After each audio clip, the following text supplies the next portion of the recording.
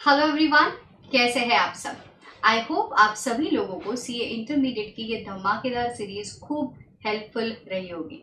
सो आज गाइस जो एविडेंस के रिगार्ड्स में टॉपिक है दैट इज 501, जहाँ पे हम लोग additional specific consideration and 505 external confirmation के बारे में बात करने वाले। Very beautiful and interesting concept to study and guys remember ये same concept CA final students को भी एप्लीकेबल है। So if at all you are a CA final students, this video is very relevant for you. Also बच्चों, हम अन academy के platform पे आप सभी लोगों के लिए लेकर के आए हैं एडिशनल अनबॉक्सिंग ऑफर। मैम ये क्या है?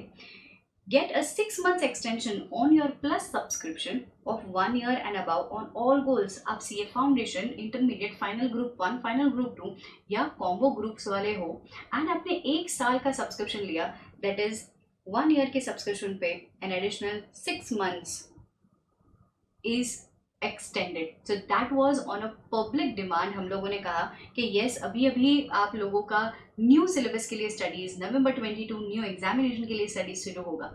सो guys, in case you want to join the plus live batches, do use the code audit sir. And हाँ, आइकॉनिक प्रोग्राम्स जो है उसे भी इवेल्युएट कर लीजिएगा guys. The iconic programs has an additional added benefit, live lectures के साथ साथ evaluated test series, free mentorship, industry session, physical copy of books and much more. Systematic plan of studies है ना। अगर आप चाहते हो इसी पर्टिकुलर एग्जाम में एग्जामिनेशन क्लियर करना, then plus batches, iconic batches is the only solution. ठीक है। So do join our batches which are running live on Unacademy platform CA intermediate as well as CA final के लिए। चलो, so let's get started with SA 501।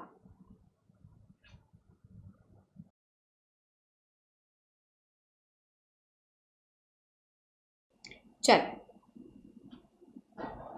अब शुरू करते हैं हमारा अगला standard, that is SA 501, one of the very easy, very important and a very conceptual standard to study. ठीक है। So before we start with the standard, again a quick round of brief about the standard, then हम लोग text में जाकर के उसको पढ़ेंगे। Cool.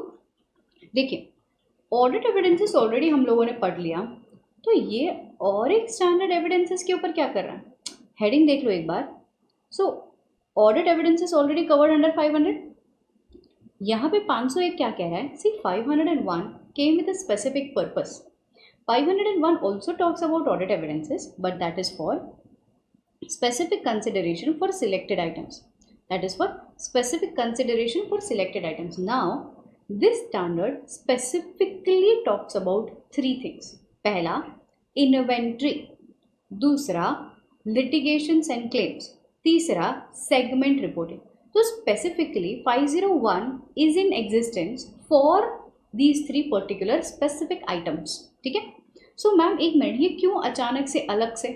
अब ये स्टैंडर्ड में हम लोग ऐसी बातें करने वाले हैं कि इन्वेंट्री के लिए जो असर्शंस होते हैं, जैसे कि existence and condition, so here this standard has given us a specific procedure to verify the assertions with regards to inventory. Ma'am कौन से असर्शन? चलो लिख करके अंडरस्टैंड करते हैं।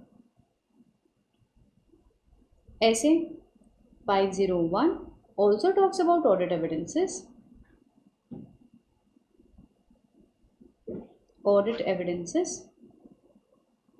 and ये audit evidences जो है, these are for some specific items.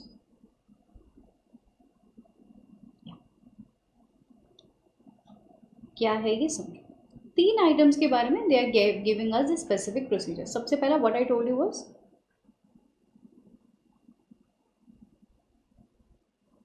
Inventory, दूसरा वाला was litigations and claims, and तीसरा वाला is segment reporting.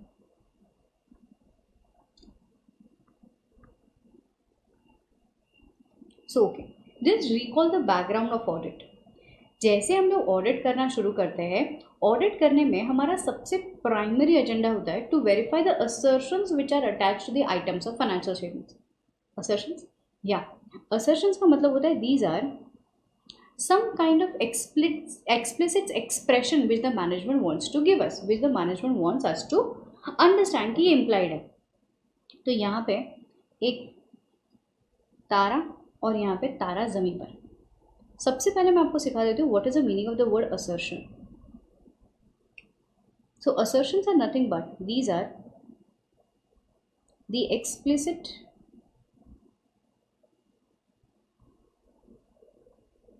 expressions, representations, presentations about the item of financial statements जो मैनेजमेंट ने हमें दिया है. मैम मतलब क्या? See for example when I show P&L में या फिर बैलेंस शीट में this building belongs to the company.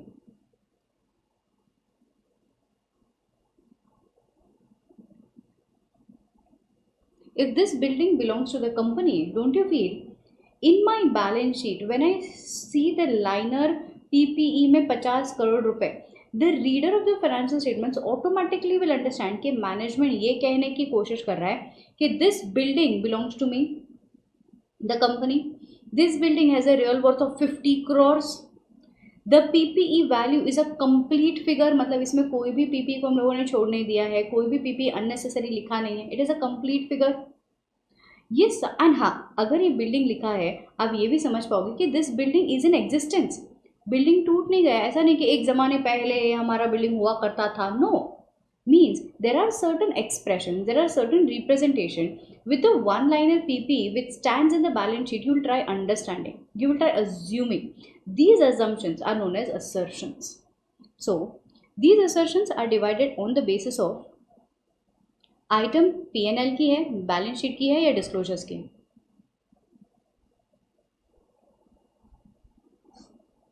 है ना. या बैलेंस शीट को हम लोग प्यार से ऑडिट में क्या कहते हैं? हम लोग प्यार से बैलेंस शीट को ऑडिट में कहते हैं अकाउंट बैलेंसेस. P&L को हम लोग प्यार से कहते हैं class of transaction. And disclosures को हम भी डिस्क्लोजर्स ही कहते हैं. So notes is decided as disclosures. So what are the assertions for account balances? The assertions are ERCV. मतलब any item for balance sheet you say the assertions are ERCV. Usually यहाँ पे for example ले लेते हैं PPE. हम लोग क्या कहेंगे कि this property plant and equipments, we will assume that if at all it is standing in the balance sheet, it existed as on 31st of March. The rights and obligation belongs to the the rights and obligation belongs to the company. The amount is a complete amount. The disclosure, the value is a complete value. It is a complete information. Nothing is omitted, nothing is exaggerated or nothing is left out. It is a complete information about PPE. And the value, जैसे मैंने आपको कहा 50 करोड़ रुपए of that building. So it is a correct value. It is not overvalued, neither it is undervalued. It is a fair value which is required to be presented as per AS 10 or India 16 as the case may be. जो भी company follow कर रहा है उसके हिसाब से ये सही वैल्यू है. This valuation. नेक्स्ट आता है P&L के लिए या फिर क्लास ऑफ ट्रांजैक्शन के लिए. एग्जाम्पल के लिए ट्रांजैक्शन ले लो, सैलरी चलेगा. चलो सैलरी. सो सैलरी के लिए सबसे पहली बात जो हम लोग समझेंगे, से फॉर एग्जाम्पल हमारा P&L में एक फिगर आपको दिख रहा है P&L डेबिट सैलरी. सैलरी अगर P&L डेबिट में दिख रही है, आप एक चीज़ अज्यूम करेंगे, अच्छा मैडम ने K लिमिटेड में सैलरी का खर्चा शो किया है एट 100 CR, मतलब ये खर्चा हुआ होगा. व्हाट इज हुआ होगा? Occurred.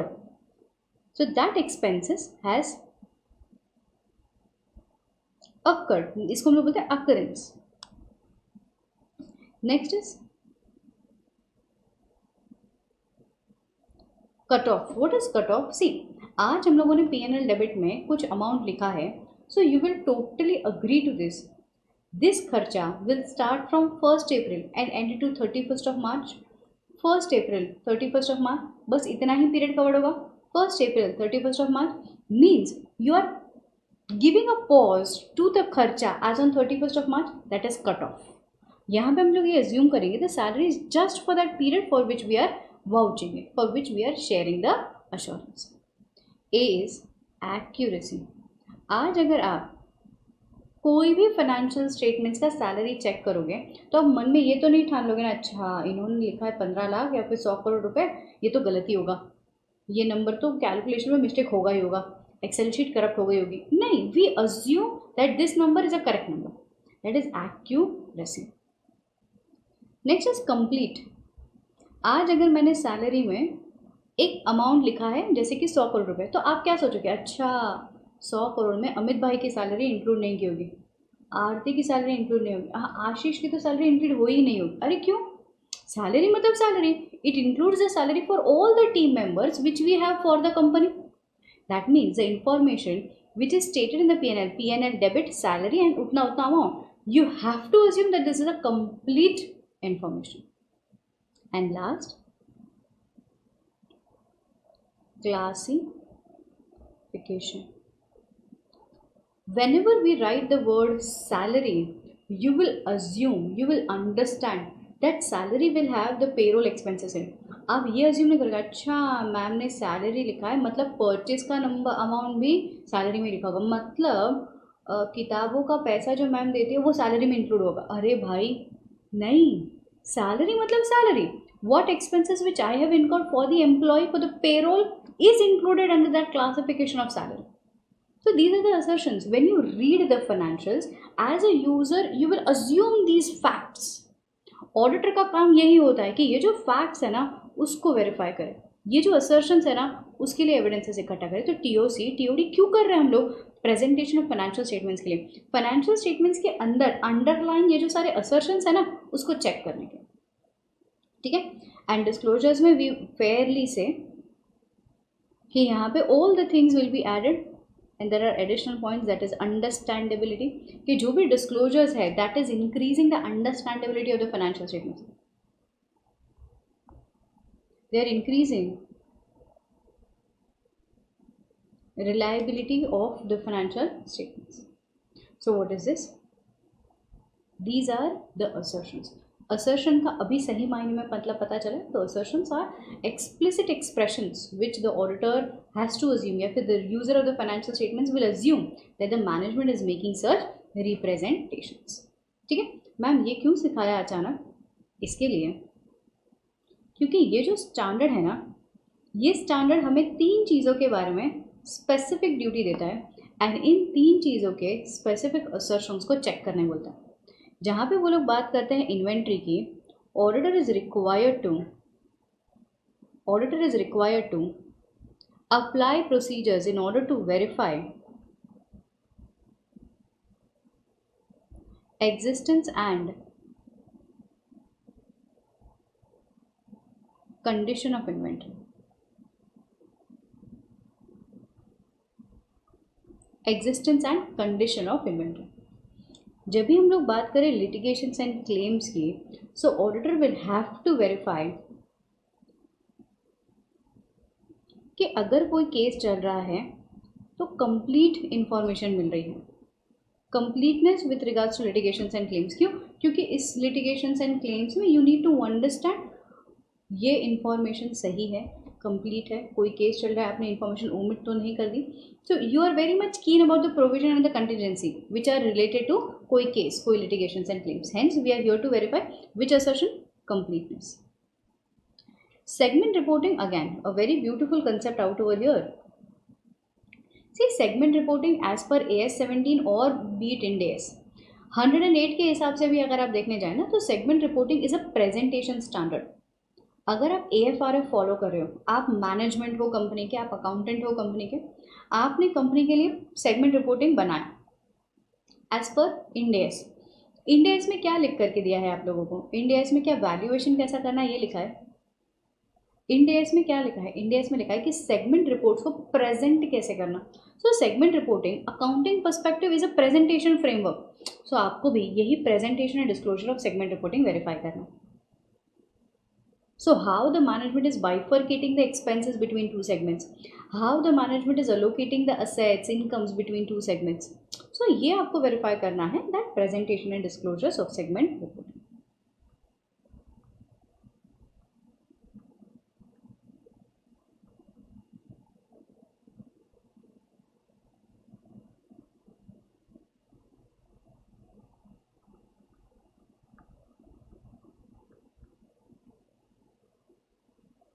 presentation and disclosures. So what is this? These are the three assertions for three specific items जो ऐसे 501 ने हमें दे करके रखा है कि ये स्पेसिफिक असर्शंस को वेरीफाई करिए, और स्पेसिफिक असर्शंस को वेरीफाई करने के लिए उन्होंने स्पेसिफिक प्रोसीजर्स दे करके रखे हैं. Do you all understand the meaning and the objective behind ऐसे 501? अच्छा, तो अब यहाँ पे स्टार्ट करते हैं. पहला कंसेप्ट 1 और यहाँ पे लगा दो 1, इन्वेंट्री.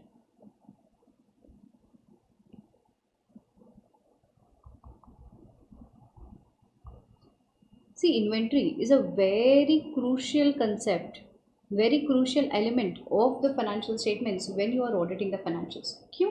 क्योंकि इन्वेंट्री दो जगह पे पाई जाती है. पहला आपके असेट साइड पे, दूसरा आपके क्लोजिंग स्टॉक के नाम पे. अगर कभी भी फाइनेंशियल स्टेटमेंट्स में हम लोगों को लगा कि प्रॉफिट ज़्यादा दिखाना है, तो हम लोग क्या करेंगे? वैल्यू ऑफ इन्वेंट्री को इन्फ्लेट कर देंगे. Automatically the P&L will rise, profit will rise, तो वहाँ पे रिजर्व्स विल राइज, और रिजर्व्स के सामने उतना करंट एसेट तो ऑलरेडी खड़ा है. So this is a very easy step. अगर मुझे फाइनेंशियल रिपोर्टिंग फ्रॉडुलेंटली बनाने हैं, मुझे विंडो ड्रेसिंग करनी है, तो this is a very easy thing. आपको वैसे भी कैसे पता चलने वाला है? अगर मैंने यहाँ पे खाली कार्टून्स रख दिए, ये डब्बा ये डब्बा ये डब्बा, और आप ऑडिटर मेरे कंपनी में आ रहे हैं, मैं क्या बोल रही, सॉरी इन्वेंट्री पड़ी है, सॉरी इतनी सारी इन्वेंट्री पड़ी, आपको अग्री करना ही पड़ेगा, है ना? तो अब मैं क्या कर रही हूँ? मैं ओवर वैल्यूएशन कर रही हूँ just in order to show the profit of the financial statements is strong. यहाँ पे मैनिपुलेशन होने के हाई चांसेस है. इसके लिए 501 ने एडिशनल रिस्पॉन्सिबिलिटी दी है कि रुको, रिस्पेक्टेड ऑडिटर्स, आप ना मैनेजमेंट की दी हुई बातों पे डायरेक्ट भरोसा मत करो. तो सबसे प्राइमरी स्टेप जो उन्होंने आपको दे करके रखा है, you come to the godown, you check. अब यहाँ पे मेरा ऑडिटर आया हुआ है, एंड ऑडिटर ही himself will visit the godown, check the inventory, check the materials as on 31 of March. 31 March का बैलेंसेस बताओ मुझे, उसी दिन का बैलेंसेस मैं आपको अलाउ करूँगा to write it in the balance sheet. इतना समझा? चलो, तो प्रोसीजर्स फ्रेम करते हैं. सबसे पहला वो लोग मुझे क्या रिस्पॉन्सिबिलिटी देते हैं? बोलते सी यू हैव टू वेरीफाई. कौन सा असर्शन था? Existence and condition. और एग्जिस्टेंस एंड कंडीशन वेरीफाई करने के लिए आपको फिजिकल वेरिफिकेशन करना पड़ेगा, ऑडिटर को खुद जाना पड़ेगा. एग्जिस्टेंस एंड कंडीशन, तो सबसे पहला स्टेप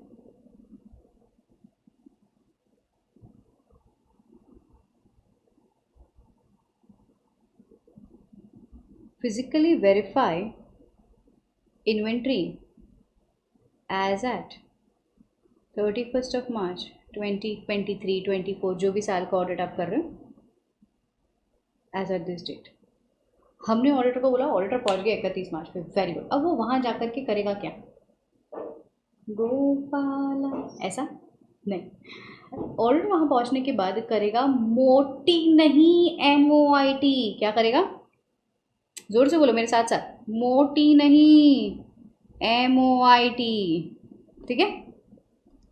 और व्हाट इज MOIT? MOIT का मतलब होता है, मैनेजमेंट ने भी, देखो कहीं ना कहीं कारों में ये चीज़ वेरी क्लियर होती है कि management is responsible for verification and valuation of inventory.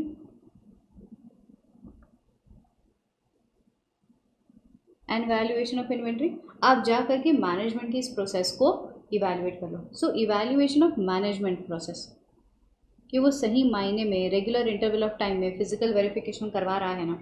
Management खुद, मतलब आप तो ऑडिटर हो, बट मैनेजमेंट खुद इस गोडाउन में जा करके खुद इन्वेंट्री का स्टॉक टेकिंग वगैरह कर रहा है ना, उसको इवैल्यूएट करो. यू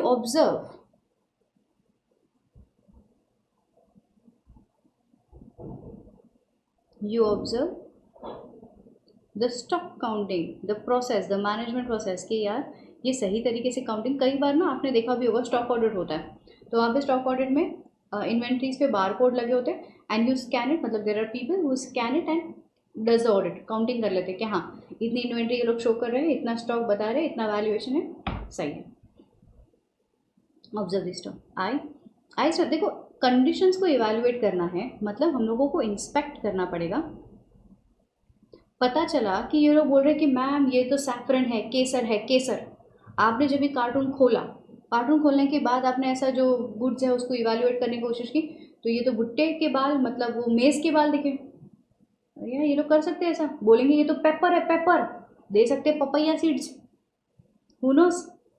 तो यहाँ पे वो लोग बोल रहे हैं कि यू नीड टू इंस्पेक्ट, क्योंकि ऑल एंड ऑल हमारी जिम्मेदारी क्या है, एग्जिस्टेंस के साथ साथ कंडीशन भी वेरीफाई करने की कि वो आउटडेटेड स्टॉक तो नहीं।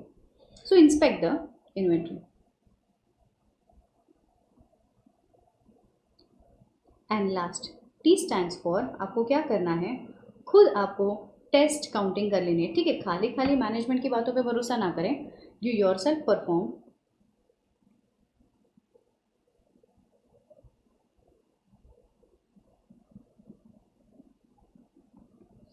Test count of inventory. So यहाँ पे वो लोग ये कह सकते हैं कि फिजिकली वेरीफाई करना है आपको इन्वेंट्री। वहाँ जाने के बाद what is a logical sequence of the work, logical sequence of the work to be perform. Procedures कौन से परफॉर्म करेंगे, लॉजिकली क्या होना चाहिए, तो हम लोग बोलेंगे मोटी नहीं, MOIT। एंड देखो बच्चों, लॉजिकल सीक्वेंस बोला तो आपको यही सीक्वेंस में आंसर लिखना है। मैनेजमेंट के प्रोसेस को इवैल्यूएट करो, ऑब्जर्व करो, इंस्पेक्ट करो, खुद टेस्ट काउंटिंग परफॉर्म करो। मैम तो क्या ऐसे क्वेश्चन आ सकता है, बताऊंगी मैं आपको, इसका क्वेश्चन भी बताऊँ। फिलहाल के लिए 31 मार्च वाला थिंग खत्म कंप्लीट है। आप गए हो यहाँ पे, स्टॉक वेरिफिकेशन किया है, हो गया। केस नंबर 2, 31 मार्च पे लग गया है देश भर में लॉकडाउन। बोला है कि आप सभी लोग अपने घर पे रहें, दिए जलाएं, थाली लेकर के टिंग टिंग टिंग करें और घर पे रहें, ठीक है। सबसे 2 गज की दूरी बनाए रखें। 31 मार्च पे लॉकडाउन हो गया, अब क्या करेंगे, 31 मार्च पे जाना पॉसिबल नहीं। ना वो लोग कहते हैं कि if this is not practically possible, इसको वो लोग मॉड्यूल वाले लैंग्वेज में लिखो तो बोलते हैं कि if it all it is impracticable. क्या लिखते हैं,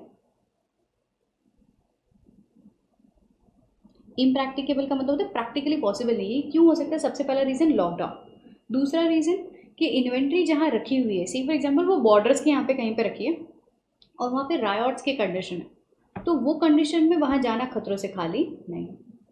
तीसरी, इन्वेंट्री की कुछ ऐसी नेचर की है कि वो इम्प्लेमेबल गैस है, कुछ ऐसा केमिकल्स है जो उसको वेरिफिकेशन करना या फिर वहाँ जाना पॉसिबल नहीं है। तो बिकॉज ऑफ एनी रीज़न 31 मार्च पे फिजिकल वेरिफिकेशन करना अगर पॉसिबल नहीं है इन्वेंट्री का, तो आप क्या करेंगे, तो आपको करना पड़ेगा पाप। व्हाट इज पाप, I tell you. If it all it is impracticable तो आप करेंगे पाप, दैट इज परफॉर्म। सीधी उंगली से घी ना निकले तो घी टेढ़ी उंगली से निकाल लो। Perform alternate audit procedures।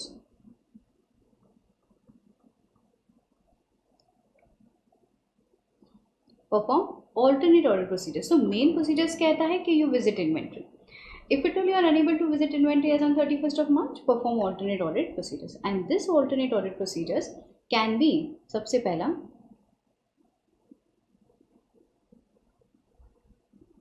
This is near an example, roll back procedure. देखो 31 मार्च पे हम नहीं जा पाए, सो रैंडमली लॉकडाउन खुल गया है एंड आप अगस्त में जाकर के इन्वेंट्री वेरीफाई कर रहे हो। आप गए हो गोडाउन देखने के लिए, कब, अगस्त में, इन द मंथ ऑफ अगस्त। अब अगस्त में और मार्च में अंतर है। अगस्त में आपने देखा कि कंपनी के पास 1500 यूनिट्स ऑफ गुड्स है, बट मार्च के बीच में अगस्त तक कई सारे सेल्स परचेज हो गए होंगे। तो डोंट यू फील, अगस्त में जो आपने देखा उसको प्लस माइनस करेंगे sales purchases and you will bring back to the 31st March का figure. That is a process which you need to do. So if at all you are conducting physical verification of the inventory as on any another date, so what you need to do is reconciliation, ठीक है। so you need to plus minus roll back करके वापस चले जाइए, ठीक है। so it is roll back procedure. Second, आजकल की तारीख पे जो हम लोग एक्चुअली करते हैं that is virtual verification.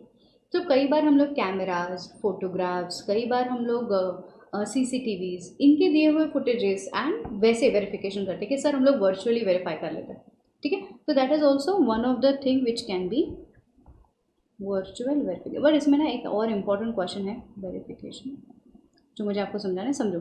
Virtual verification में ना एक फ्लॉ है।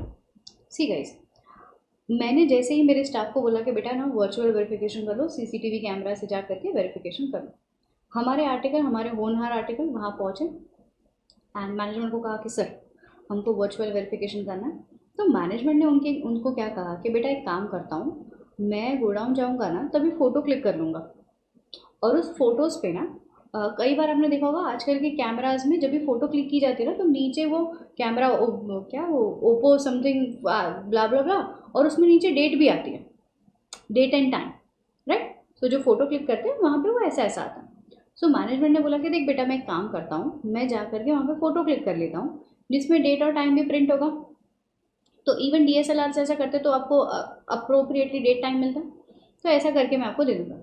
मेरे आर्टिकल्स को तो इतना ही चाहिए था, उनको सीए फाइनल की क्लासेस अटेंड करने थे, मतलब अरे सर डन। अगर यहाँ पे articles are solely believing on the photographs given by the management and they say कि ओके इन्वेंट्री वेरीफाई हो गई without performing any other alternate procedures for the verification of the same, is this correct? No, this is lack of due diligence. So professional ethics जब मैं आपको पढ़ाऊंगी तभी मैं आपको पढ़ाऊंगी this is a professional misconduct under clause number 7, ठीक है। तो फिलहाल के लिए virtual verification with the opinion कि यार आप ये वेरिफिकेशन कीजिए, evidence is sufficient appropriate find out कीजिए, यहाँ पे कुछ खामी नहीं होनी चाहिए। You need to be very sure about the evidences which you are obtaining. So these are alternate audit procedures. Ma'am अगर इससे सेटिस्फैक्ट्री एविडेंसेस मिल गया, yes, SAAE obtain, no, SAAE not obtain. अगर SAAE मिल रहा है या SAAE नहीं मिल रहा है तो क्या करेंगे? मिल रहा है तो कुछ नहीं, गो फॉरवर्ड, अनमॉडिफाइड रिपोर्ट देंगे, एंड अगर नहीं मिल रहा है तो obviously you have no other choice, modified opinion. Ma'am what if the inventory is lying at third party? तो एक्सटर्नल कंफर्मेशन ले लेंगे, जैसे कि हम लोगों ने कंसाइनमेंट पे गुड भेजा है, बेलमेंट पे गुड रखा है, प्लेज करके रखा है गुड्स को, इमूवेबल प्रॉपर्टी तो चलो इन्वेंट्री नहीं है बट प्लेज करके रखा है गुड्स को, तो क्या करेंगे? तो हम लोग वहाँ पे चार्ज रजिस्टर वेरीफाई करेंगे। हम लोग कई बार इस थर्ड पार्टी पे रखी, थर्ड पार्टी के पास रखी हुई इन्वेंट्री को भी एक्सटर्नल कंफर्मेशन से वेरीफाई करेंगे। So inventory lying at third party, इसको कैसे वेरीफाई करेंगे? एक्सटर्नल कंफर्मेशन लेंगे एंड अगर चाहिए तो वहाँ पे भी वेरिफिकेशन करेंगे, वहाँ पे भी वेरिफिकेशन करेंगे। एकदम क्लियर है, सुपर हिट। तो देयर यू कंप्लीट ऐसे 501 का फर्स्ट वेरी पार्ट इन्वेंट्री। किताब में चले,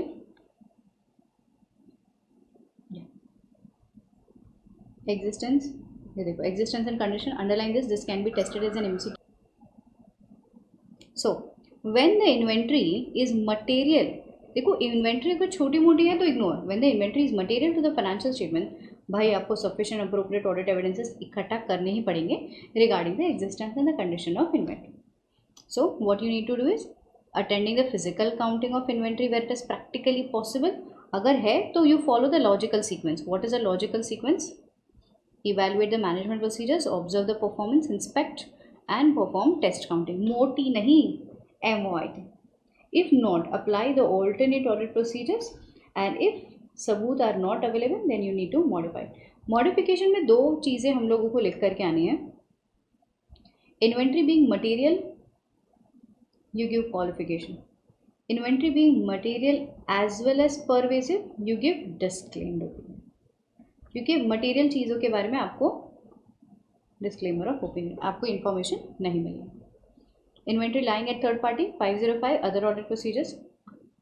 अब last thing which you need to check, very beautiful concept, market is an expected exam question, it is already important mark by me. समझो, whenever you are planning to attend the inventory, ठीक है, अब जब भी सोच रहे हो कि मैं ये इन्वेंट्री वेरीफाई करके आऊँगा, कि खुशबू मैम बोल रहे हैं ना कि ये सारे जो कार्टन्स भरे हुए हैं ये इन्वेंट्री है, मैं जा करके वहाँ पे फिजिकल वेरिफिकेशन प्रोसीजर्स लगा करके आऊँगा। तो whenever you're planning the physical verification of inventory, there are few factors which are required to be kept in mind. What are those factors? पहला, nature of inventory. ये इन्फ्लेमेटरी तो नहीं है, counting हो तो पाएगी ना, एक्सपर्ट की ज़रूरत है क्या? तो नेक्स्ट, तो nature of inventory. Stage of completion, ऐसा नहीं है ना, तो हम तो गए और मैंने आपको बोला अरे बेटा आप तो ज़रा से डीले हो गए, मैंने इन्वेंट्री अभी अभी मशीन में डाल दी है. अब आप क्या बोलोगे? मशीन में अंदर गई हुई इन्वेंट्री तो आप वेरीफाई कर नहीं पाओगे. So that is the second aspect which you need to keep in mind, stage of completion. Third, फूफा जी रिस्क कितना है इस इन्वेंट्री को लेकर के. फोर्थ, इंटरनल कंट्रोल कितने और कैसे एप्लीकेबल है इस इन्वेंट्री के लिए. सो that is nature of internal control. Fifth, location. Location, timing की किस टाइमिंग पे फिजिकल वेरिफिकेशन करना चाहिए. And see that also I was talking कि 31 मार्च पे कर रहे हो या अदर डेट पे कर रहे हो. And whether perpetual system, automatic system is there for inventory counting or not, requirement of an expert. So all these things are the factors which you should keep in mind.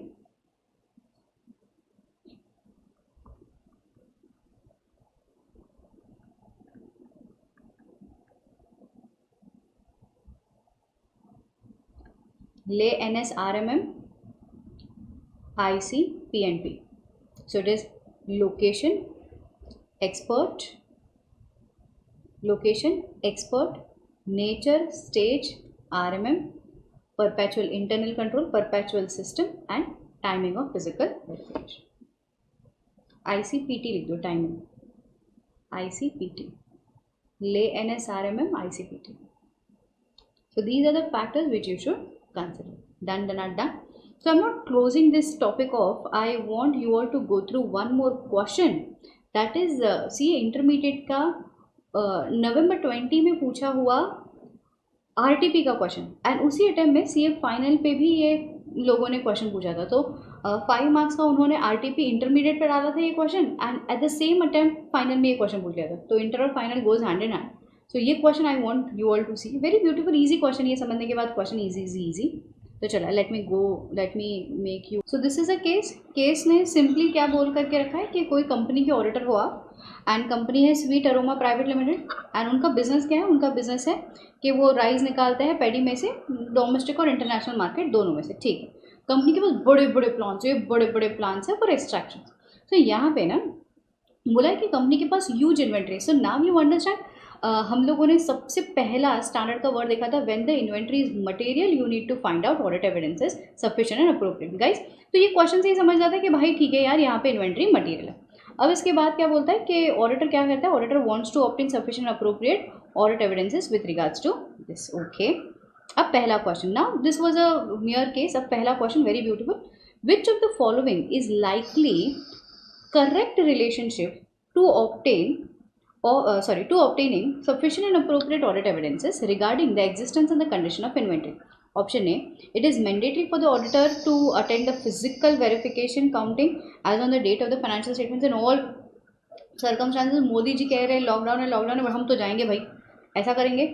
दूसरा, physical counting may be attended by the auditor on the date of financial statements or at the date other than the financial statements as per his own discretion mandatorily in all the circumstances. मतलब जैसे मन मर्जी कर लो.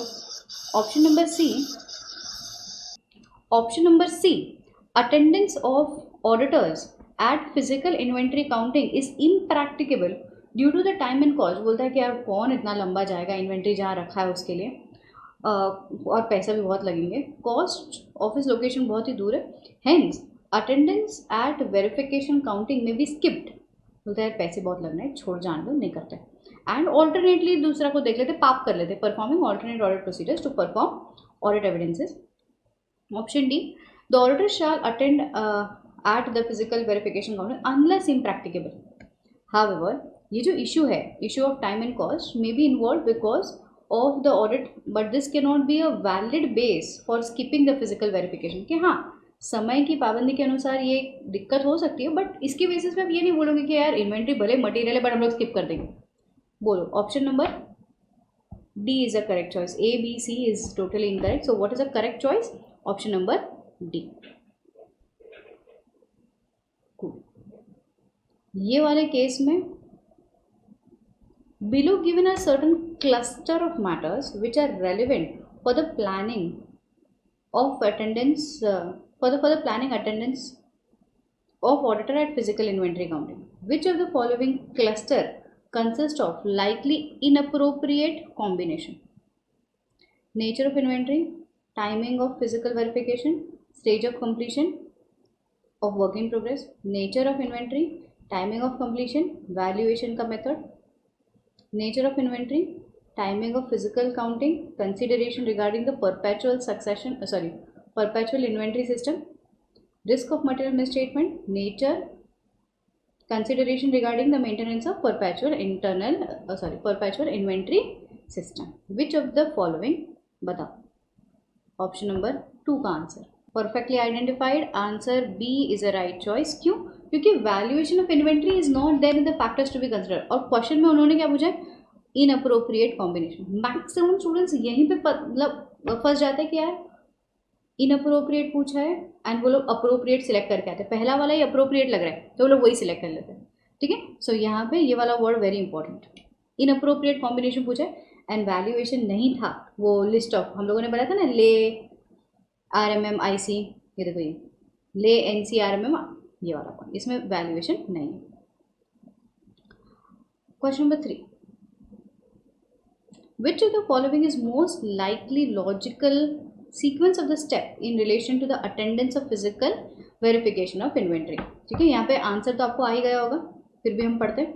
Observation of management count, inspection, test counting and evaluations of management process. Observation, performing test count, inspection and evaluation of management. Performing test count नहीं ना यार, MOIT चाहिए. तो सबसे पहला तो M चाहिए था ना, evaluation of management. So which of the following is right? Option D is a right choice. So यहाँ पे management process को evaluate करना, O से observation करना, I से इंस्पेक्शन करना एंड T से performing test count. So which is a logical sequence? D. ठीक है. इसके लिए मैंने आपको चिल्ला करके बोला, मोटी नहीं MOIT. Many a time students try twisting the key code.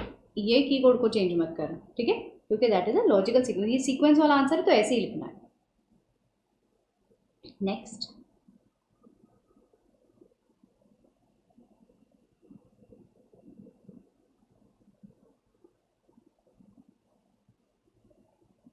Yeah. So during the attendance at physical inventory का counting, the auditor inspects the inventory. Following outcome is stated as 1, 2 and 3. Inspection procedure से उनको पता चला existence, ownership, condition. So which of the following is most likely to be true? जब भी आप inspection करेंगे तो आप क्या चीज़ें find out कर पाएंगे? 1, 2 and 3 all are possible after inspection. Only 1 and 3 are established. Outcome 2 is never established. Outcome 1 and 3 are established, but outcome 2 may not necessarily be established. 2 and 3 are established by inspection. 1 may not be necessarily established. What is the right answer? Very good. Correctly identified. The right answer is option number C. Why not B? Because it is not never वाला situation है ना. So inspection से आपको existence पता चलेगा कि हाँ यार inventory है. इंस्पेक्शन से कंडीशन पता चल जाएगा कि हाँ यार इन्वेंट्री ठीक ठाक है. बट ऐसा नहीं है कि आपको ओनरशिप कदापि पता नहीं चलेगा. कई बार ओनरशिप भी पता चल जाता है क्योंकि टैगिंग दिया होता है ना. सो वो लोग बोलते हैं कि 1 and 2 are established after inspection, but 1 and 3 are established after inspection, but 2 may or may not be established. So answer is C. Very good one.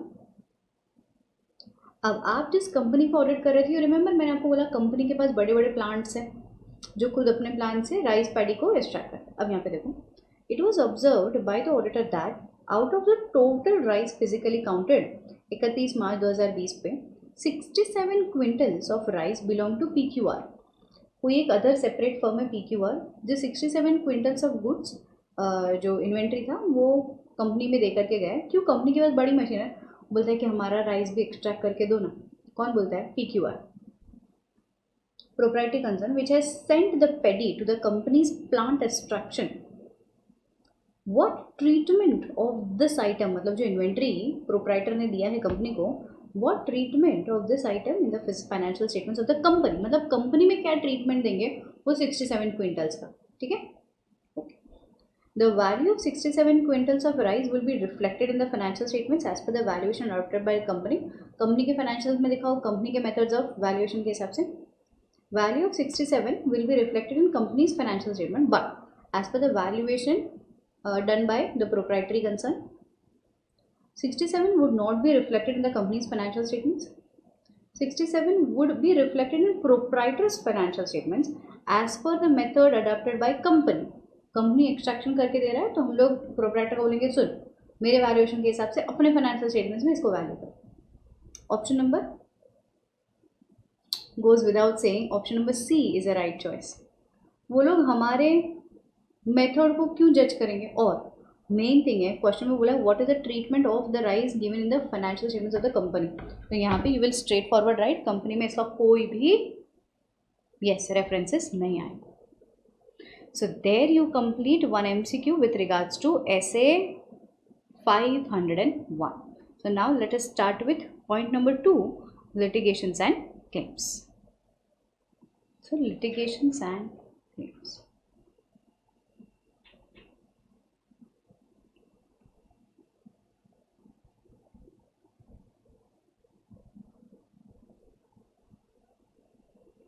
Litigations and claims के लिए the assertions which we wanted to carry out evidences for was completeness.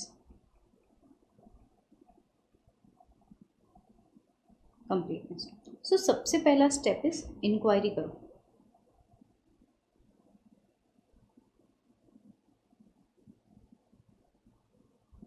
Inquiry as a procedure. So what you need to do is inquiry जैसे procedures में you have to conduct Q&A session with the management. Sir से पूछ लो कि sir कोई cases चालू है क्या.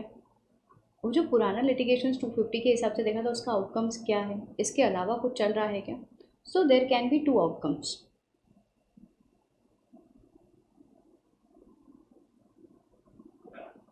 What outcomes can be. 2 outcomes ये रह सकते हैं कि management agrees to give you information. Management may not agree. Management will say कि sir I am so sorry this is something confidential, ये कंपनी के आबरू के अगेंस्ट हो जाएगा, सो हम ये इन्फॉर्मेशन नहीं देना चाहते. अगर मैनेजमेंट डिनाइज तो evaluate the reasons behind the denial.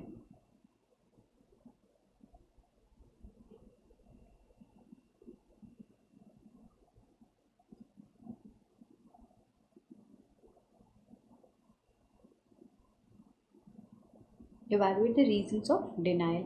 But ये डिनायल के बाद आप शांत नहीं बैठोगे. You will apply PAP alternate audit procedures to find out evidences. Ma'am नहीं मिला तो again that will call for modification depending upon कि ये इंफॉर्मेशन कितना परवेजिव लग रहा है. But ma'am if it all they agree, वो लोग हाँ कह रहे हैं, so you try evaluating that evidences. You try checking up कि क्या information as on 31 of March available है, कोई इवेंट्स एडजस्टिंग करना है नहीं करना है, so on and so forth. Step 2, ma'am पाप में हम लोग क्या प्रोसीजर्स कर सकते हैं. पाप में आप चेक कर सकते हो लीगल एक्सपेंस अकाउंट. आप बात कर सकते हो लीगल काउंसिल से, लॉयर्स से, आप एक्सपर्ट ओपिनियन ले सकते हो. बोर्ड मीटिंग के मिनट्स को वेरीफाई कर सकते हो कि क्या बातें चल रही थी बोर्ड ऑफ डायरेक्टर्स के पास, बोर्ड ऑफ डायरेक्टर्स ने कोई केस वगैरह के बारे में उल्लेख किया है क्या. तो ये सारा चीज़ आपको करना है एंड रिटन रिप्रेजेंटेशन लेना है. या तो कहाँ थे हम लोग. लास्ट वाला पॉइंट वाज रिटन रिप्रेजेंटेशन लेना है, वो लिखा नहीं हम लोगों ने. रिटन रिप्रेजेंटेशन, ठीक है. So ultimately what all steps will you do. Inquire from the management, legal counsel, external lawyers. If at all the management agrees, evaluate the correctness of the information achieved. Management refuses, पाप करना पड़ेगा. ऐसे A not obtained, then modification. You also evaluate the minutes. You also check the communication between TCWG and legal counsel.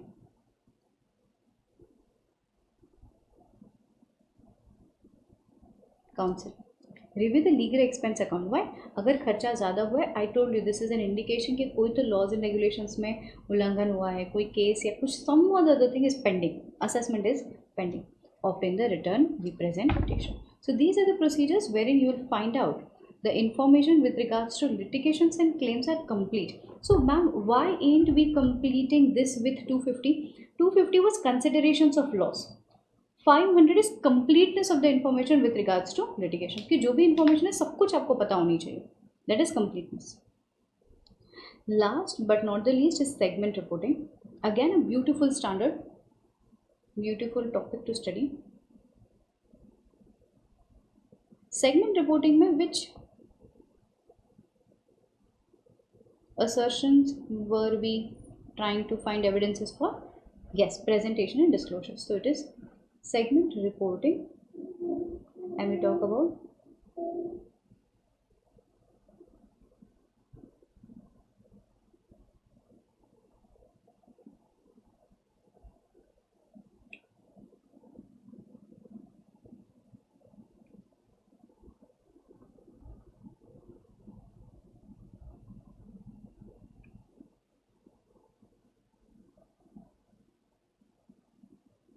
presentation and disclosures. So point number 1, presentation and disclosure में we always have to see AFRF के standard, accounting standard, जैसे कि accounting framework है, how that framework wants the entity to present the financials या फिर present the segment reports. ठीक है? So what are your objective? Your objective is to verify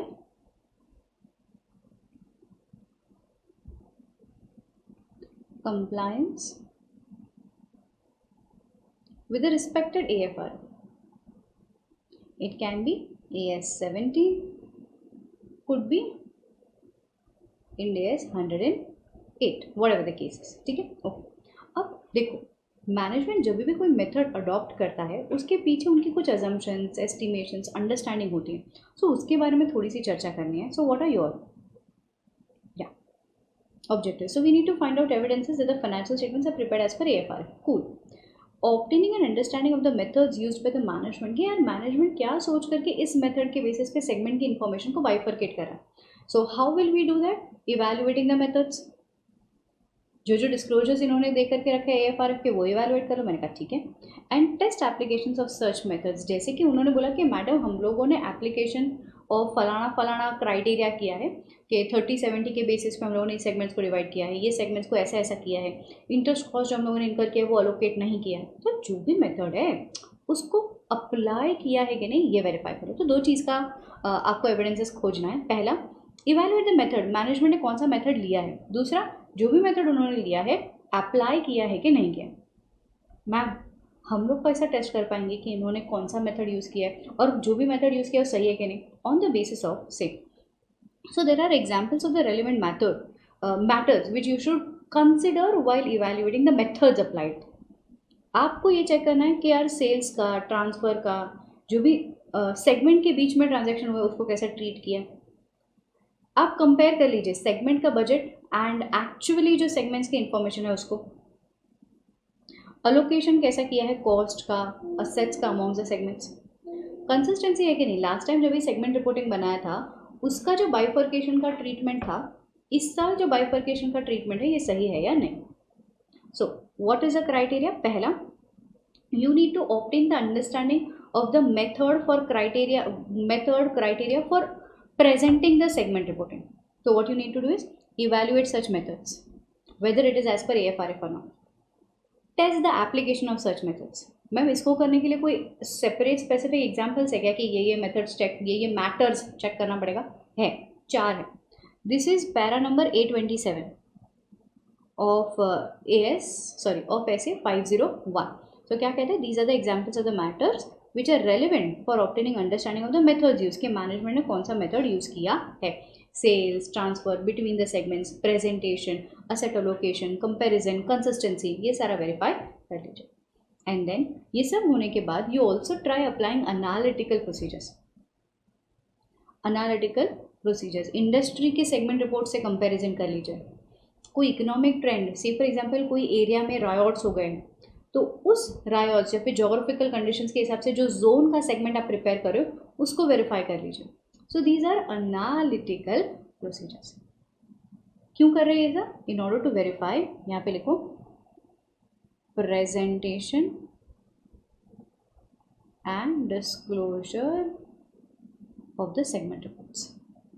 Cool.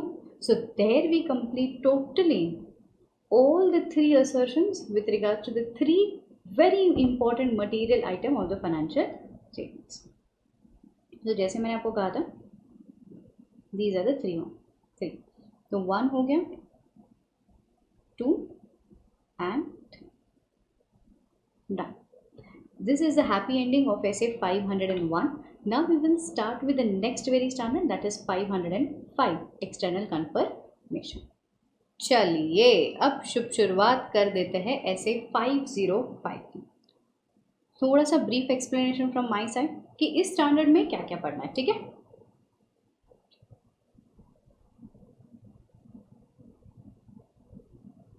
essay 505 external confirmation. So what all things we cover in this standard is, again I bifurcate. यहाँ पे कुछ ऐसा नहीं है कि अलग अलग चीज़ें पढ़नी है, पढ़ना तो एक्सटर्नल कंफर्मेशन ही है, बट इसके 3 स्टेजेस है जो मैं डिवाइड करना चाहती हूँ. सबसे पहला इज प्रायर अप्रूवल. देखिए, सो एक्सटर्नल कंफर्मेशन का मतलब ही ये होता है कि एक ऑडिटर कोई external party, be debtor, creditor, lender, debenture holder, investment, जो भी बैंक, जो भी एक्सटर्नल पार्टी है, उनको एक डायरेक्ट कंफर्मेशन फिर एक डायरेक्ट कम्युनिकेशन करेगा कि सर हमें इन बैलेंसेस पे कंफर्मेशन चाहिए, आप ज़रा मोहर लगा दीजिए कि हाँ जी ये नंबर, वैल्यूएशन चीज़ें सही है.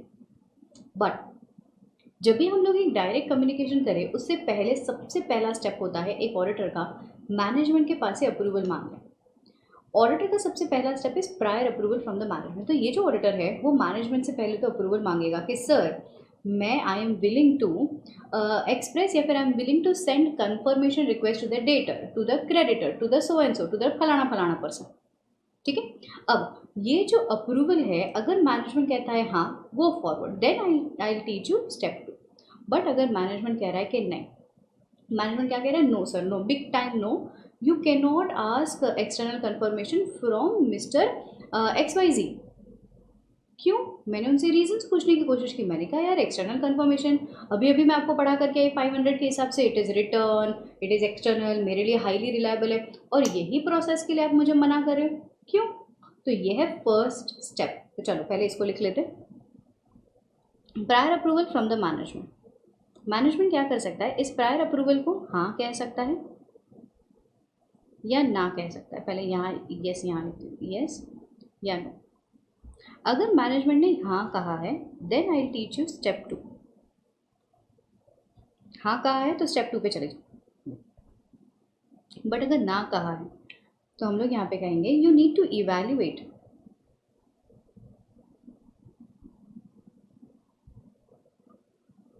Again the reasons for denial. कहीं ये रेस्ट्रिक्शंस ऑन स्कोप तो नहीं जो मैं आपको 210 और 705 में पढ़ा करके आई. अगर evaluate the circumstance whether this is restriction on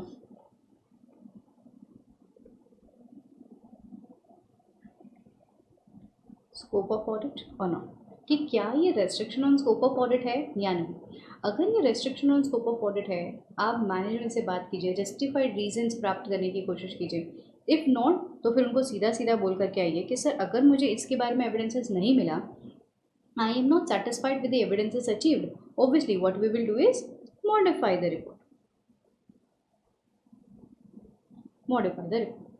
but management ने कहा सर बिंदास, yes you want to speak to the debtors, go ahead. You want to speak to the creditors, बिंदास sir, you go ahead. So now I apply step number 2. So what is step number 2? Step number 2 is designing external confirmation request. Designing का मतलब क्या?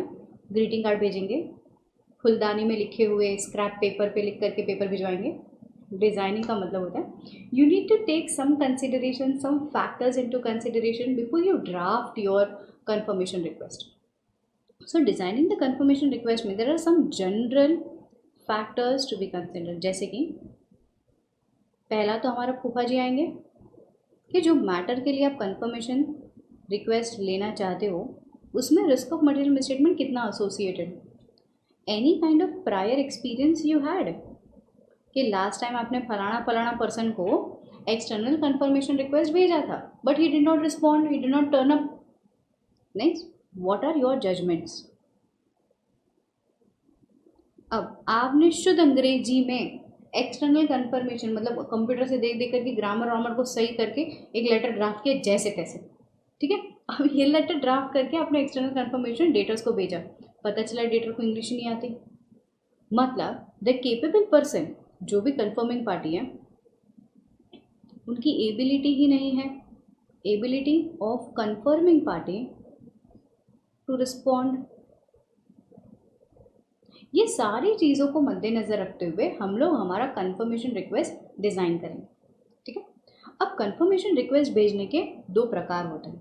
Ma'am ठीक है, ये सब ध्यान में रखते हुए हम लोगों ने एज वेल एज असर्शन, ये कौन से असर्शन के लिए आपको एक्सटर्नल कंफर्मेशन चाहिए, assertion.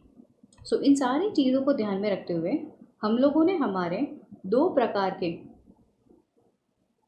Types of confirmation request भेजने की कोशिश की. So ma'am what are the types of confirmation request? One is positive confirmation, another is negative confirmation. आज पूरे दिन में हम लोगों ने अमित भाई के एक भी एग्जाम्पल नहीं लेंगे, आज लेंगे. अमित भाई और मैडम, कैसे भूल सकते हैं ये कपल को हम लोग, है ना. सो पहला है पॉजिटिव कंफर्मेशन, दूसरा है नेगेटिव कंफर्मेशन. चलो अभी अमित भाई की कहानी हमारी ज़ुबानी शुरू करते. ये हमारे अमित भाई सीधे साधे भोले भाले मासूम से नहीं है. ये हमारे अमित भाई बहुत खूंखार किस्म के इंसान. अमित भाई उन दिनों की बात है जब ये अमित भाई थे अपने स्कूल, 10वीं 10th स्टैंडर्ड, फेयरवेल वाले दिन नज़दीक थे. स्कूल में अमित भाई को मैडम पसंद थी, यू रिमेंबर. ये है वो मैडम. अब मैडम का नाम लेने को मना किया, बोलते मैम मैं एडिट नहीं करूँगा अगर नाम ले लोगे. अब मैं क्या करूँ, अब आप समझो मैडम, ठीक है. ये है मैडम, प्यार से हम इसे मिस टीना बुला लेते हैं, ठीक है. तो ये है टीना, ये अमित भाई, ये टीना. अमित भाई को ना सुबह जब भी अगर अर्ली इन द मॉर्निंग उनसे कोई काम करवाना है कि अमित भाई हम तीर्थ यात्रा पे जाएंगे, 4 बजे जागना है, अमित भाई बाप रे बाप, अमित भाई को टेंशन आ जाता है.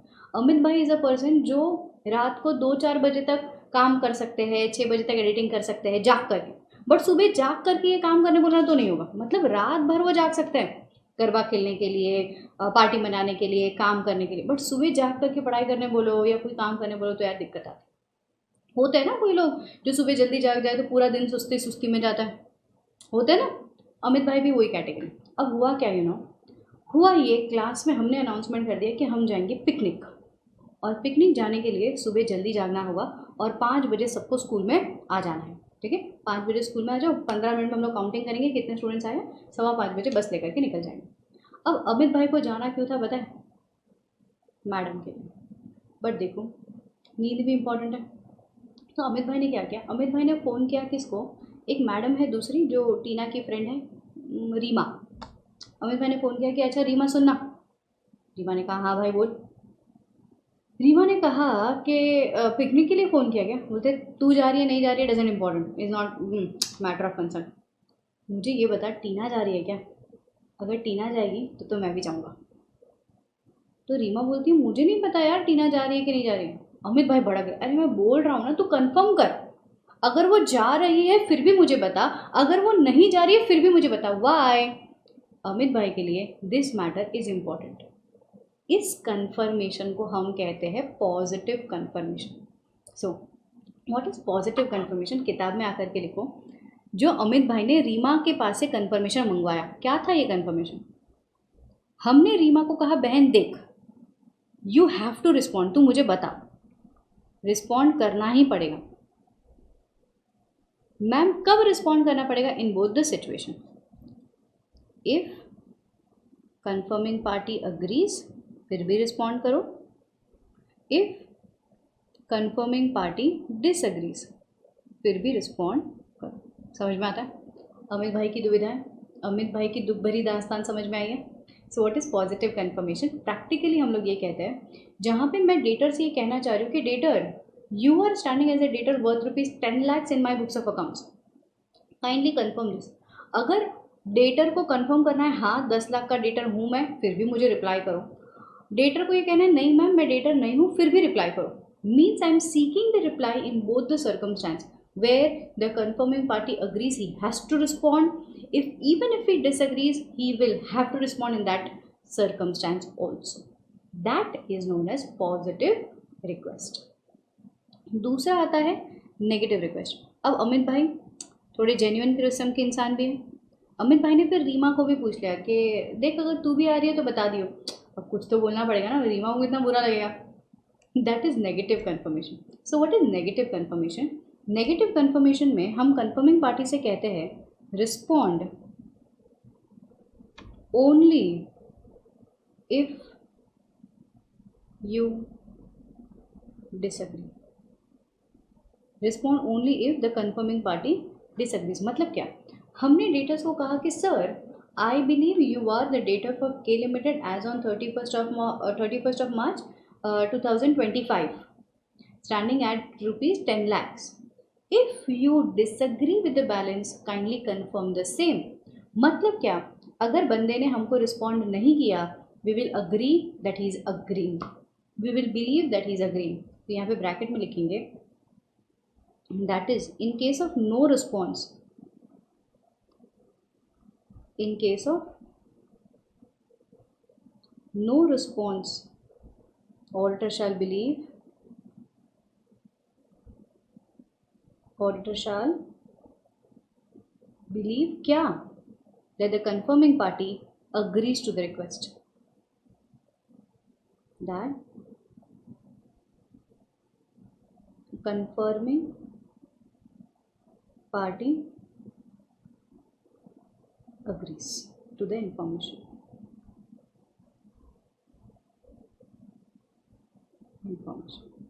अब एक मिनट, अमित भाई ने नेगेटिव कंफर्मेशन दिया, उसके पीछे कोई कारण था ना? रिस्क कम था। रीमा पिकनिक पे आए ना आए अमित भाई को कोई फर्क नहीं पड़ता। Risk of material misstatement is less. दूसरा, ऐसा कोई फैक्टर हो सकता है ऑडिट में which is a large population of homogeneous item, छोटे छोटे बैलेंसेस है, स्मॉल बैलेंसेस, होमोजीनियस आइटम है, मतलब ऑलमोस्ट एक जैसे आइटम है। होमोजीनियस आइटम है जहाँ पे नथिंग इज डिफरेंट, ऑलमोस्ट एक जैसे एक प्रकार के ट्रांजैक्शंस हैं। आपको पता है रीमा इज़ अ पर्सन जो पिकनिक जाएगी ही जाएगी, रीमा कभी भी पिकनिक मिस नहीं करती। तो अमित को ऑलरेडी पता था Reema will come to the picnic, इसके लिए उसने नेगेटिव कन्फर्मेशन भेजा कि बहन अगर आप नहीं आने वाली ना तो आप मुझे बता देना कि Amit I am not travelling to picnic this time. Means what? There are very least chances, या फिर auditor is unaware about any circumstance wherein the confirming party will disregard the request. मतलब हमको लगता है कि ये बंदी रिस्पॉन्ड करेगी ही करेगी, कभी भी वो डिसरिगार्ड नहीं करती है हमारी रिक्वेस्ट को। सो auditor is not aware about the circumstance, not aware about the circumstance where the confirming party will disregard the request. So अगर आपको ये क्वेश्चन पूछ लिया जाए कि हमें ये बताइए कब ऑडिटर नेगेटिव कंफर्मेशन रिक्वेस्ट देगा, under which circumstance the auditor will issue negative confirmation request, तो हम लोग बोलेंगे the auditor will issue negative confirmation request based on the following factors. So these are the factors जिसके basis पे auditor क्या कर सकता है, नेगेटिव कन्फर्मेशन दे सकता है. तो this was step number 2, design कर ले. रिक्वेस्ट डिज़ाइन कर ली. रिक्वेस्ट डिज़ाइन करने के बाद अब क्या करेंगे, रिक्वेस्ट डिज़ाइन करने के बाद स्टेप नंबर 3 हम लोग इवैल्यूएट करेंगे रिस्पॉन्सेस को. Evaluate the responses. मैम किसने दिया है ये रिस्पॉन्स, कन्फर्मिंग पार्टी ने. बट देखो इवैल्यूएशन करना इतना ईजी नहीं है. इवैल्यूएशन करना इज टोटली बेस्ड ऑन आपने मांगा क्या था, मिला क्या है ना. आपने मांगा क्या था, मिला क्या है. सो यहाँ पे I just draw a small chart.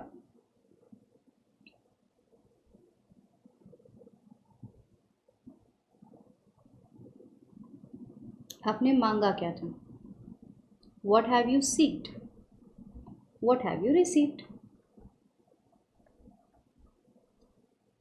सीक्ड में दो सिचुएशन आ सकती है, पॉजिटिव और नेगेटिव. अभी बोला मैंने, positive confirmation, negative confirmation. Responses में भी दो चीज़ आ सकती है. इट कैन बी एक्सेप्शन और it can be no response. What is exception and no response, समझो. एक्सेप्शन का मतलब होता है कन्फर्मिंग पार्टी सामने से, रीमा सामने से आके बोल रही है कि अमित सुन टीना नहीं आ रही. सो ये जो एक्सेप्शन है ना, exception in itself is negative. Exception का मतलब होता है कि नहीं यार, सामने वाला बंदा अग्री नहीं कर रहा है. सो you ask for positive confirmation, you asked for negative confirmation. When you receive exception, you have to understand the situations are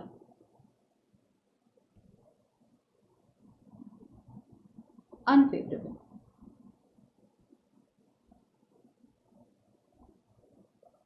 Unfavorable.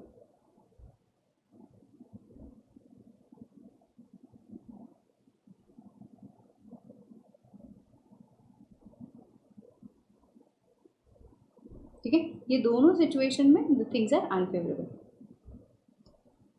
यहाँ पे अब next, you ask for negative confirmation and you receive no response. मतलब आपने negative conformation मांगा कि रीमा यूँ तो मुझे पता ही है आप आने वाली हो, अगर आप नहीं आने वाली तो मुझे बताना. रीमा ने कोई रिस्पॉन्स नहीं किया, no response is not responding. So Amit क्या करेगा, अमित विल अग्री कि यार she will follow us, she will accompany us to the picnic. तो यहाँ पे if at all you have asked for negative confirmation, you have received no response, this is a positive sign, this is a positive sign. The things are favorable. अब क्या मान लोगे, the things are favorable. ठीक है,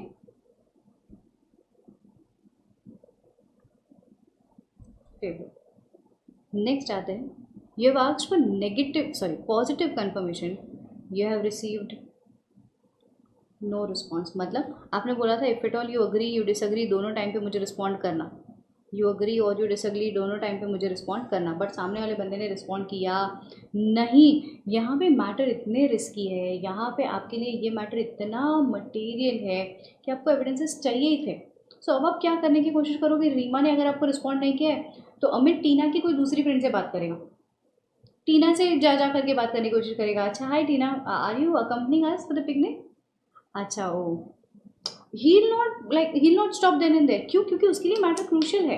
यहाँ पे अगर हमें नॉन रिस्पॉन्स मिला है, अमित मान लेगा the things are unfavourable, he'll try applying alternate audit procedures.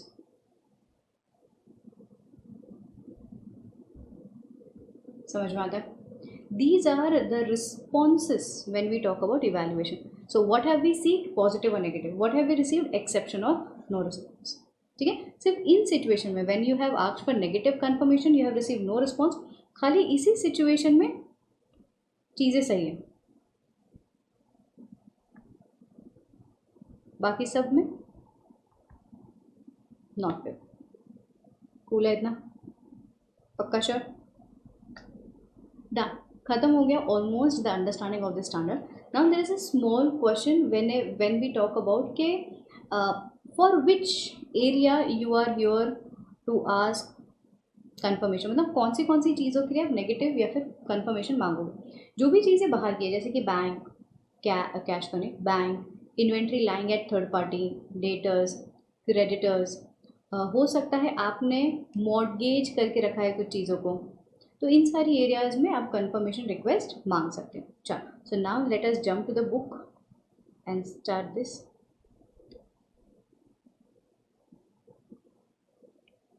The process for obtaining and evaluating external confirmation through a direct communication, as I told you, from a third party after taking prior approval from the management. If the management says not to perform this, you need to evaluate the reasons. अगर उन लोग बोल रहे हैं कि हमारा कोई case है, डिस्प्यूटेड चीज़ें चल रही हैं, तो स्टॉप। Apply alternate procedures. अगर एविडेंसेस नहीं मिले हैं, रेस्ट्रिक्शन लग रहा है, डिस्क्लेमर दे दीजिए। Part number B, external confirmation designing it is. So select an item, design the format, it totally based on the form of communication, the mode of communication, reliability, past evidence, past experiences, nature of information, assertions and RMM, ability of third party to confirm the request. You communicate the request, obtain the responses and evaluate the responses. Okay, so what is external confirmation? Positive and negative. Transaction is material, chances of fraud is high. So we request a confirming party, भाई तो directly मुझे बताना, directly, this is MCQ question, if you agree और disagree, दोनों situation में मुझे responses चाहिए। Here the chances of fraud is low, so we are only requesting the confirming party कि अगर आप डिसअग्री हो रहे हो तो मुझे बताना। Ma'am, what are the factors based on which an auditor can plan accepting negative confirmation? So it can be risk of material misstatement is low, population contents of large number of small and homogeneous, low exception rate is expected, मतलब कुछ गलत या बुरा नहीं है, and last, the auditor is not aware about the circumstances where the recipient, the confirming party, would disregard the request. Okay, this is you have seeked and this is you have received. This is failure of the confirming party to respond fully accepting, this is a difference between the opinion. मतलब आपने बोला था 10 लाख का debtor, वो बोलना चाह रहे हैं नहीं मैं सिर्फ 5 लाख का डेटर हूँ, that is exception. For what areas you can, अरे रे रे रे रुको या, for what areas generally the auditor accept external confirmation is bank, stock, debtor creditor या मॉर्गेजेस। नाउ वन मोर एक स्मॉल अंडरस्टैंडिंग, या सो व्हेनेवर अगर कोई डेटर भाई साहब है, ठीक है, डेटर्स के पास से हम लोग एक्सटर्नल कंफर्मेशन लेने की कोशिश कर रहे हैं, which assertion are we trying to verify when we are trying to give him external confirmation request? This is existence.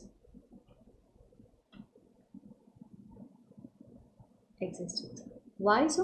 हम लोग कंफर्मेशन दे करके ये पता करने की कोशिश कर रहे हैं कि आप हो ना, फेक डेटर तो नहीं है ना, तो दिस इज एग्जिस्टेंस। अच्छा, लिखा हुआ एक और इम्पॉर्टेंट चीज़ जो स्टैंडर्ड हमें सिखाता है वो है blank positive confirmation. So what is blank positive confirmation? देखो, कई बार ऐसा हो सकता है हमने कंफर्मेशन रिक्वेस्ट भेजी डेटर इतना बड़ा इंसान है, इतना बड़ा बिजनेस है उनका, कि डेटर ने क्लर्क को बोला कि देखो ज़रा के लिमिटेड से कोई लेटर है, थप्पा मार करके भेज दो। कैन बी द केस, अगर मैंने चीज़ें वहाँ पे लिखित में रखी है, he will not spare a moment और a minute, he tell the clerk कि ठीक है कुछ आया है। और मैक्सिमम टाइम्स ऑर्गेनाइजेशन में you very well understand, office boys knows each and everything, है ना, तो that can be the case. तो वो लोग बोल रहे हैं कि यार रुको, there is a risk where the confirming party, without confirming the information, send us a reply back. So in order to avoid this, what the auditor can do, he can request for blank positive confirmation. So what is blank? Blank is the information which you want to verify. So I'll say, respected Mr. RDX, you are standing as a debtor in the books of accounts of K Limited worth rupees dash. So here what is the case? The case is सम और the other information, सम और the other assertions या फिर number, valuation, information जो मुझे चाहिए confirm करने के लिए, that I have kept blank. So here the confirming information is kept blank. Ma'am ये क्यों? क्योंकि देर इज अ रिस्क यार, the confirming party may respond without even verifying the same with his own books of accounts. Confirmation confirm is kept blank. ठीक है. So these are the two important notes. Note 1, Note 2. Now going forward, Note 3. अब ऐसा समझो ma'am, what if we send the letter to the data, he failed to give us a response, या फिर he has given us a response कि yes मैं 5 लाख का debtor हूँ. ऐसा भी तो हो सकता है. मैनेजमेंट ने डेटर से बात की है कि सुन भाई डेटर, ऑडिटर लेटर भेजेगा तो उसको बोल देना 5 लाख है. If you don't rely over the confirmation, what alternate procedures can you do? Checking the subsequent receipts of the funds. मैं बताती हूँ क्या बोल रही हूँ. In order to evaluate the reliability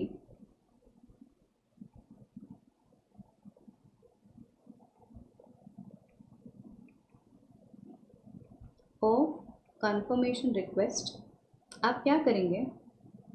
You will evaluate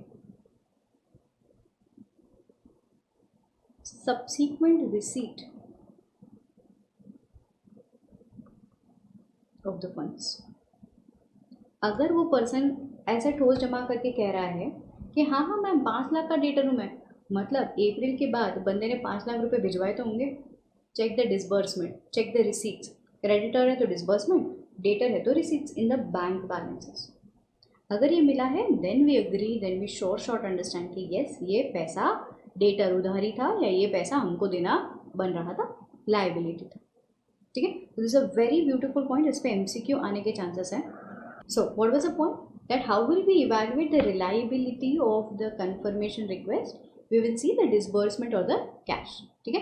So this is how we finally conclude essay 505. This is the happy ending of 505.